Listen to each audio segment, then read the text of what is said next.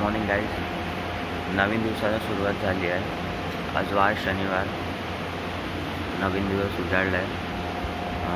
आता वाजत आहेत पहाटेचे 3:21.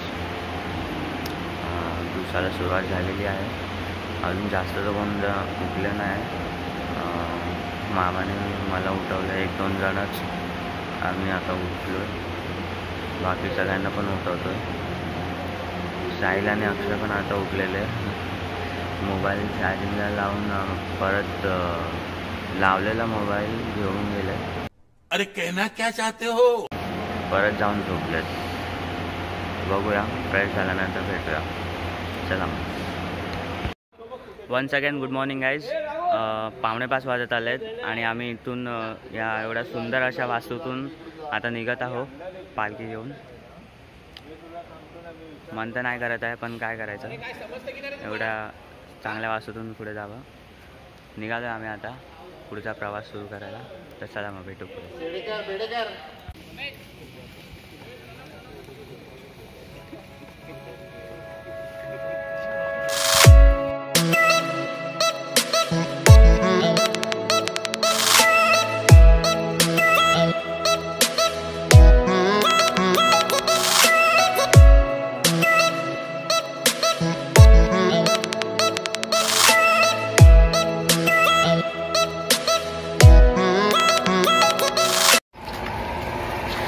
आणि अशाच प्रकारे सूर्यदेवाने पण दर्शन दिलेत. सकाळचे 7 वाजलेत. खूप मस्त असा वेदर झाला आहे. माझ्या लेफ्ट साईडला बघताय तर एकदम काळोख आणि राईट साईडला बघताय तर इतका छान ऊन पडलं आहे की निसर्ग खूप मस्त वाटतं आहे. मला बोलायला समजत नाही की मी निसर्गाची सुंदरता कोणत्या शब्दात मांडू, पण खूपच मस्त वाटतं आहे. ते डोंगरावर सूर्याची किरण पडत आहे, त्यामुळे झाडांना तर असा रंग आला आहे हिरवा. क्या बोला तूने? म्हणजे हिरवाच रंग आहे, पण त्यांचा रंग अजून उठून दिसतोय की मस्तच वाटतं एकदम. ठीक आहे, चला पुढची अजून दृश्य तुम्हाला दाखवतो.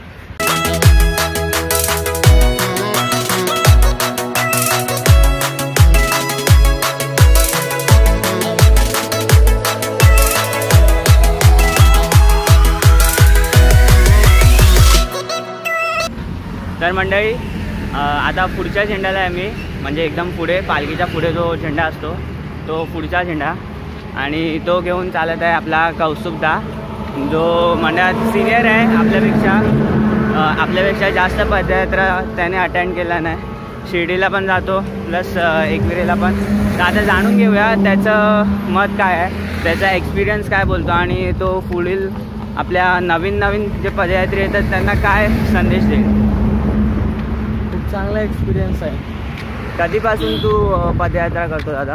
एकविरेची माझी 3री पदयात्रा ही. याच्या आधी मी 2 वेळेला एकविरेला आलो आणि सिद्धीला दरवर्षी येतो. अच्छा, मग जी नवीन पदयात्री येतात आपली पोरं, ज्यांना साईबाबांची आई एकविरांची ओढ आहे, जी म्हणजे त्यांना पदयात्रेला खेचून घेऊन येतात, तर त्यांना तू काय संदेश देशील? संदेश असा देईन की आपण देवस्थानी म्हणजे अशा सर्व ठिकाणी कधी येऊ शकतो, गाडीनी, बाईकनी, असं फॅमिलीसोबत. पण जी चालत पदयात्रेला येण्याची मजा आहे ना, ती या सर्व गोष्टींमध्ये नाही आहे. हे जे 4 दिवस आपल्या एकविरा पदयात्रेचे आणि 7 दिवस शिर्डीच्या पदयात्रेचे, हे वर्षातले सगळ्यात बेस्ट 7 दिवस आणि 1 हप्ता असतो. त्यामध्ये खूप काही शिकायला मिळतं, खूप नवीन गोष्टी माहिती पडतात, खूप बरं वाटतं. अच्छा, मस्त वाटलं दादा तुझ्याशी बोलून. खूप चांगला संदेश दिला आहेस तू. तर भेटू पुढच्या व्हिडिओमध्ये. ठीक आहे, थँक्यू.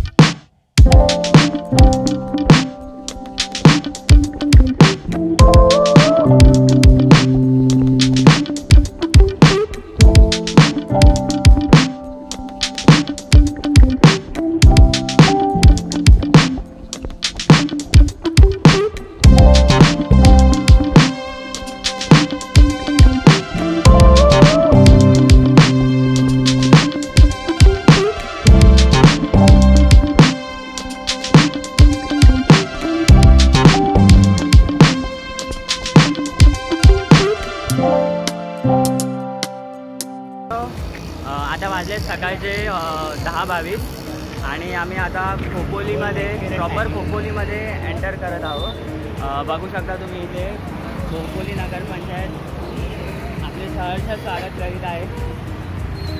आता इथून जस्ट थोड्याच मिनटावर आहे आपला नेक्स्ट हॉल, जिथे आपण फक्त 5-10 मिनटं किंवा अर्धा तास थांबू आणि त्यानंतर आपला खंडाळा घाट चढायला सुरुवात करू. तर ठीक आहे, भेटूया घाटाच्या स्टार्टिंगला. चला.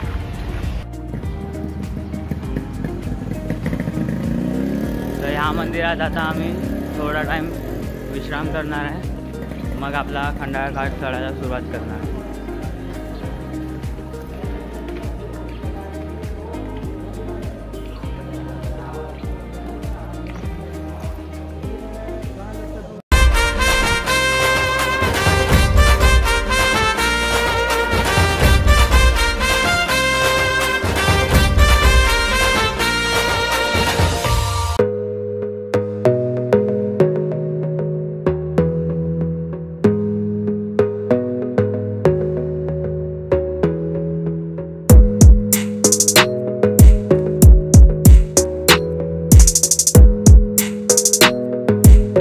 केली आहे इथे या घाटाला आम्ही 2-2ची जोडी करूनच चालतो, की जेणेकरून आपण रस्त्यावर पण व्यवस्थित चालू, घाट पटापट चढू आणि सगळे सुखरूप वरती पोहोचू. आता आम्ही खंडाळा घाट चढत आहे.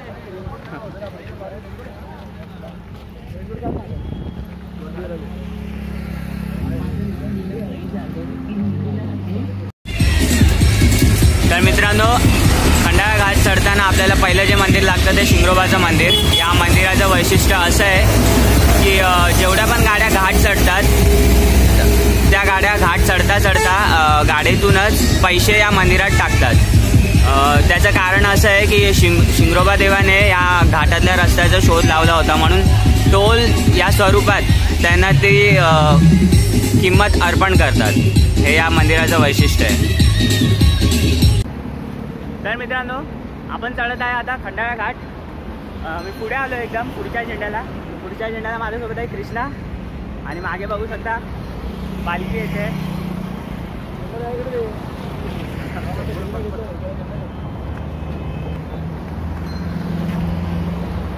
इकडचा व्ह्यू बघू शकता तुम्ही, एकच नंबर आहे व्ह्यू, खूप छान असा आहे. 1 मिनटं. अविस्मरणीय असा प्रवास एकविरा आईच्या पालखीसोबत, आईच्या आशीर्वादाने, मित्रमंडळीच्या उत्साह आणि साथाने आम्ही हा प्रवास पूर्ण करत आहोत. आमच्यासोबत आमचे सगळे पदयात्री आहे, जे न थकता न थांबता हा प्रवास पूर्ण करत आहे आणि अविस्मरणीय अशा गोष्टी आपल्या सोबत घेऊन जात आहे.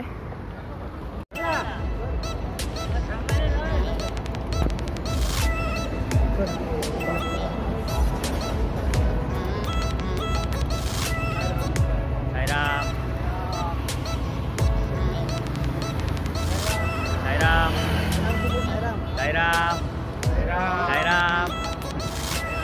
दादा, साईराम साईराम.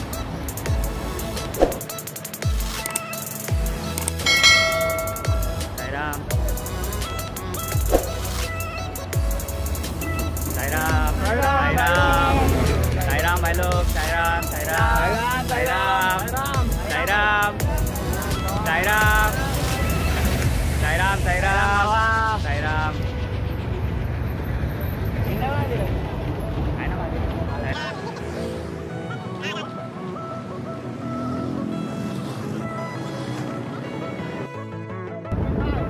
साईराम भाई, साईराम साईराम, हॅपी खंडाळा. साईराम साईराम साईराम भाई, साईराम साईराम. झेंडा आहे आणि बघू शकता पालखीच्या सुरुवातीपासून आपण सुरुवात केलेली आहे आणि हा शेवटच्या झेंड्यासोबत आपण आलेलो आहे. आपले सगळे पदयात्री आता पुढे गेलेले आहेत. चला.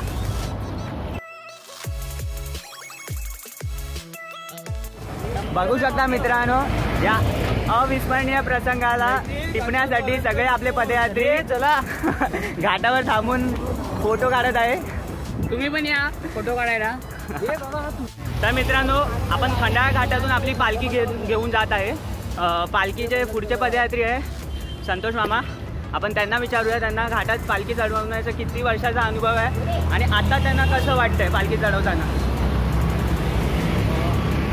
घाटात पालखी चढवणं माझा हा 6वा वर्ष आहे आणि भरपूर मजा येते, मन आनंदी होतो आणि उत्साहामध्ये घाटामधून आम्ही पालखी घेऊन जायची इच्छा होते. अच्छा. आणि आईला कधी भेटतोय असं आमची मनोभावी इच्छा आहे. तर खूप मस्त वाटलं तुमचा प्रतिसाद पाहून. तर भेटूया आपण दुसऱ्या पदयात्रीसोबत. धन्यवाद. उद्या मित्रांनो, ह्या वर्षी घाटात पालखी चढवताना आम्हाला पाऊस भेटला नाही, पण घाटात पालखी चढवताना पावसाळ्याच्या महिन्यात पाऊस असल्यावर या हायवेवरून इतकं सुंदर वातावरण असतं आणि निसर्ग इतका सुंदर असतो की आपल्याला समोरचा व्यक्ती आपल्या समोर आहे असं दिसत नाही.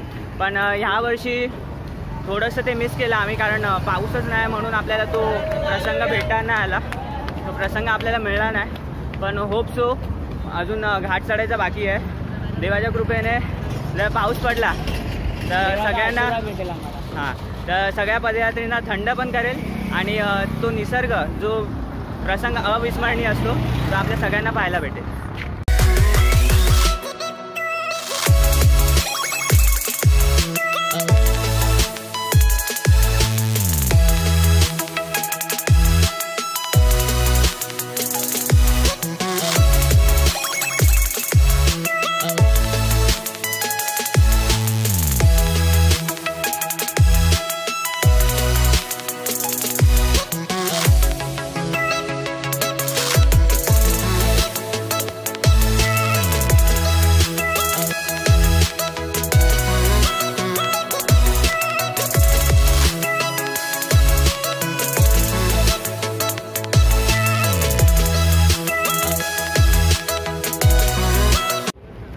मित्रांनो, तुम्ही बघू शकता अशा निसर्गाच्या सानिध्यात आल्यानंतर अशा ठिकाणी कृपया असे फोटो काढू नका, कारण हे फोटो खूप धोकादायक असू शकतात.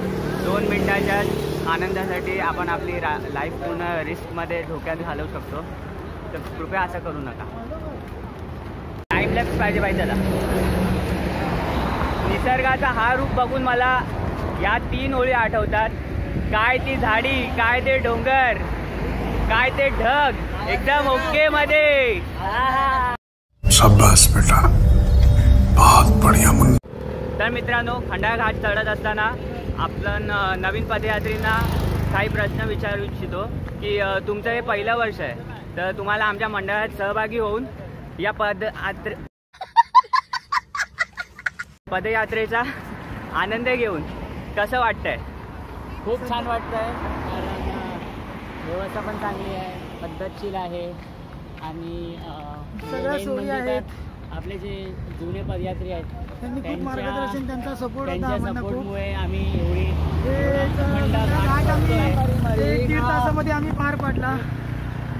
हे बघू शकता, हे सगळे आपले नवीन पदयात्री आहे ज्यांचा ह्या वर्षी पहिला वर्ष आहे पालखी सोहळ्याचा. मित्रांनो, आपण आलो आहे आता आपल्या दुपारच्या हॉल्टवर. वाघजाई देवीचं हे मंदिर आहे. इथे आपण जेवू, थोडा वेळ विश्राम करू आणि आपल्या पुढच्या प्रवासाला सुरुवात करू. तर भेटू पुढे, चला.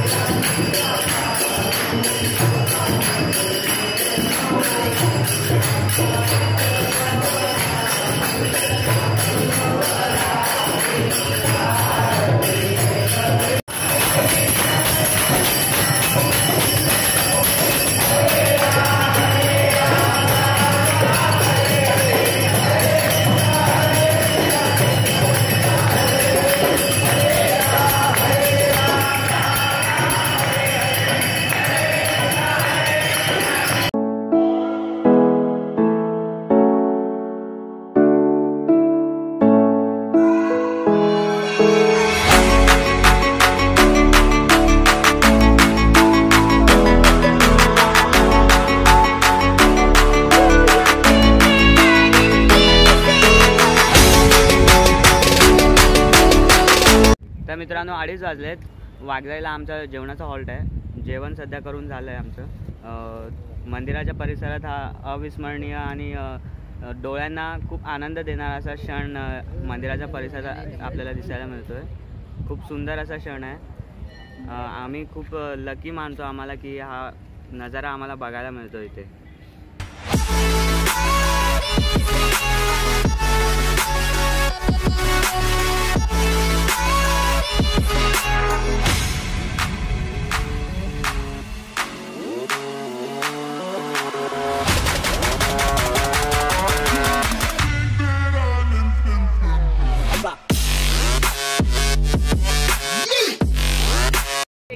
तर मंडळी आपण आपला दुपारचा हॉल्ट सोडलेला आहे. सध्या आपण खंडाळा घाटातच आहे. घाट चढतोच आहे पुढे.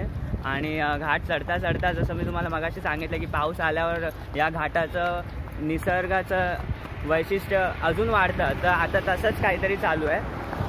ढगांनी पूर्ण घाट कवर केलेला आहे आणि आम्हाला समोरचा व्यक्ती दिसत नाही एवढं ढग आहेत.